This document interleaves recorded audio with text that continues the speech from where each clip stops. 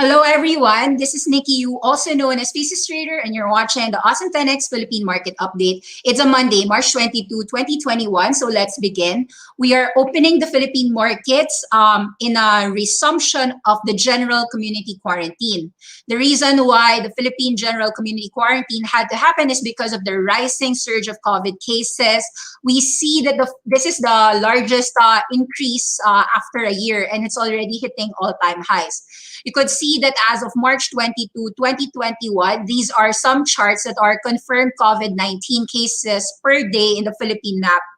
So unfortunately, even after a year has passed, the Philippine economy is unlikely to reopen with these surge and rising cases. So you will see that in April 1, 2020, we've got these rising cases, and it has never stopped. In fact, as of March 20, 2021, it still continues higher.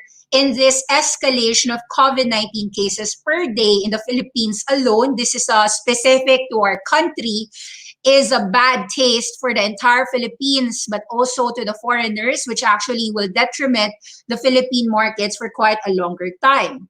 So let's take a look at the wealth sec. Okay, I'm reloading my platform here. So you can see that the Philippine market is back down to the slumps of 6,395 points, down 40 points, or down 0.64.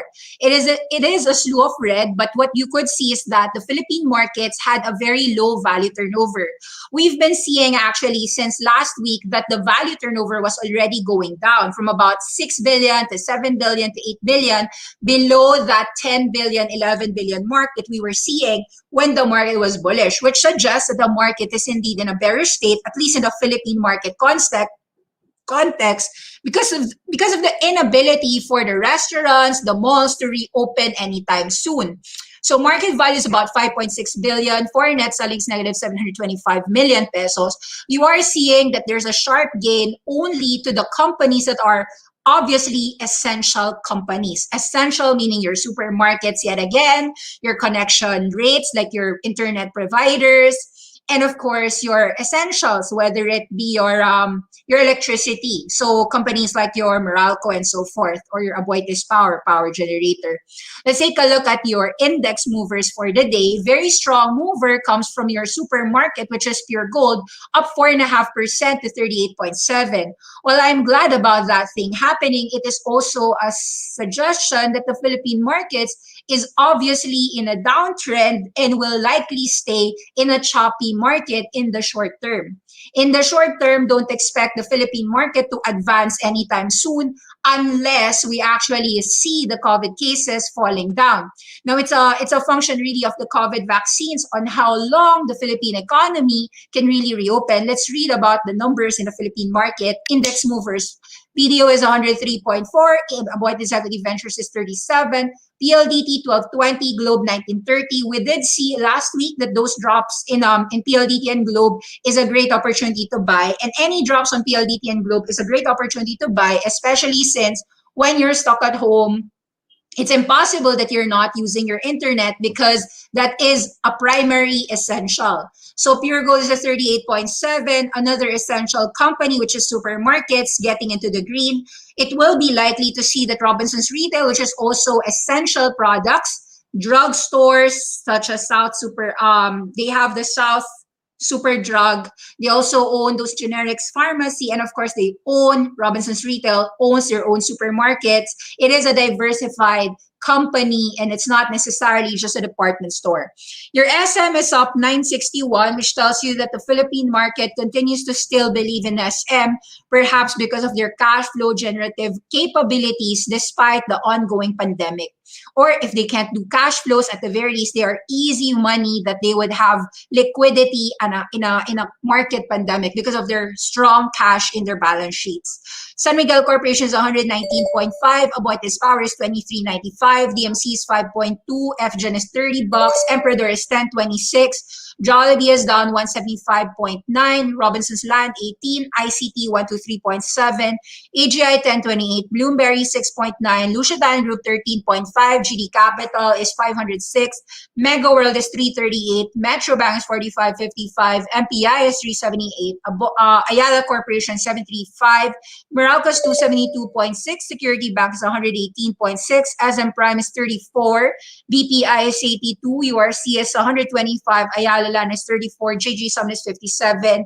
It will take some time. You could see that the properties in the Philippine markets are already falling. We saw that the $40 for your Ayala Lands and your SM Primes are unlikely to actually get sustained, and so we set up a call giving you guys a lot of sell calls, frothy markets in the Philippine markets. We've been advising sell calls on them. Whoa, so it is not unlikely to see you actually with cash to get back in on your Ayala Lands and SM Prime. Say it goes 30 peso below. Let's take a look at your statistics for the day. So you're seeing that the Philippine market's top traded names, Dito Talco is from 10 to 9.8. Obviously, 50% lower can still get a profit taking. FA is actually it's gonna be just that cat bounces because Dito FA are in a detrimental downtrend. You could obviously see that a company falling down 50% from its peak is not a profit taking, it is a distribution. Dito 10 to 9.8, FA is 197, Ayala Land is 34, Metro Bank is 45.55. You could see that only a few greens in the Philippine market, only PLDT, BDO perhaps just for cash flow reasons, but BDO could actually fall as a financial back to about 95 or 90 pesos. Pure Gold is 38.7, a supermarket defense wave. SM, cash flow rich, yes, but you could probably still see it going down to about 900 pesos. Jollibee, it is not resilient when you close down all of the people out away from restaurants are of course going to be badly hit, just as your retail malls and sectors. So your SM Prime will naturally be affected by this GCQ. Your Converge is 19, great job, because of course this shows you that the internet providers are gonna stay resilient. That tells you that the market believes in Telephone, Globe, Converge, Pure Gold very clearly. Aboitiz Power is also going up, tells you that the market is willing to pay strength for your resilient companies. So that's basically the tale of the Philippine markets. Where's losers? Let's take a look. Where's losers? Basically, your BHI down 8%. It's been volatile for your BHI. So 9.5 cents to 8.7 cents, that's normal. It actually is still above that 5.5 centavos, which tells you that it's likely that BSC has a resistance here at 9 cents, 8.7 cents, 10 cents. You have a lot of resistances with these sectors, especially as some people would take profits on them.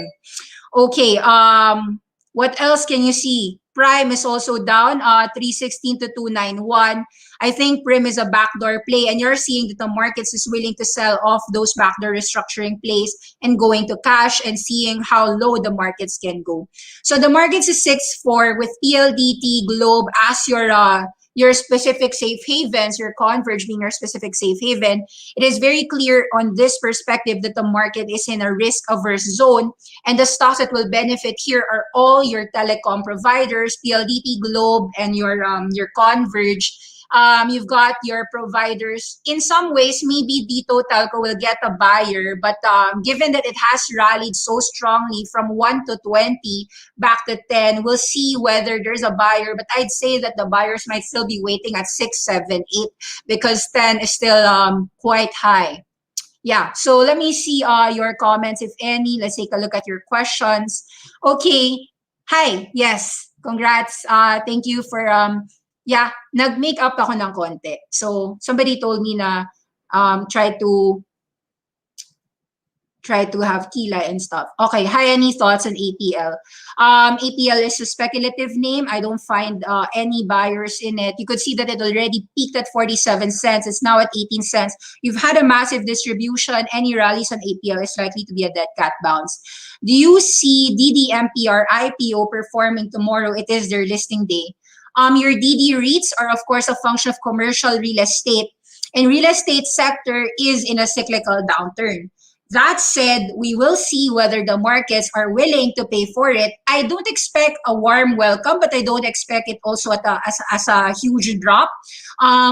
It should be performing stable. That's what I could agree upon. Stable could mean anywhere from -5 to +5%. If it falls, say 10 to 20% lower, I think that would be a great opportunity to actually buy it. So it could be muted on its first day. I'm not quite sure. Is there any more downside for tourism place? So that is a big question. That's a good question. Cebu Pacific and Macro Asia are tourism place. We will see in the next April on what these companies will actually tell us. Macro Asia pivoting to non-airline revenue sources. We'll take a look at what they're going to say. Of course, we know that Macro Asia is a food caterer. So they do cater food on all these airlines. However, what's left to cater when you've got airlines actually in a detrimental state right now? So I'd say that 7 Mac are reopening companies that have to explain to their shareholders what exactly would happen in the next 12 months. And in the short term, I'd see more downside, to be honest, but it could be limited for SEB at about 38 pesos. That is their SRO price. Could even be limited at about 40 pesos, a little above that SRO price. Macro Asia might have downside, but I'd say that the downside might be limited also to 4 pesos. We might get real bargain hunters in the market who knows that after the COVID vaccine is there, after the immunization of the entire Philippine country is there, then we can actually successfully reopen. So just like in America, 100 million Americans were already vaccinated.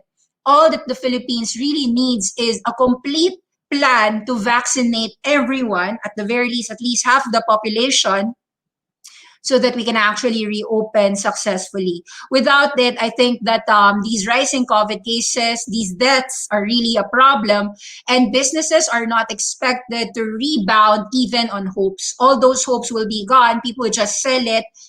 Just like what happened, we noticed that 7,000 would be impossible to actually sustain if you don't really have the actual economy.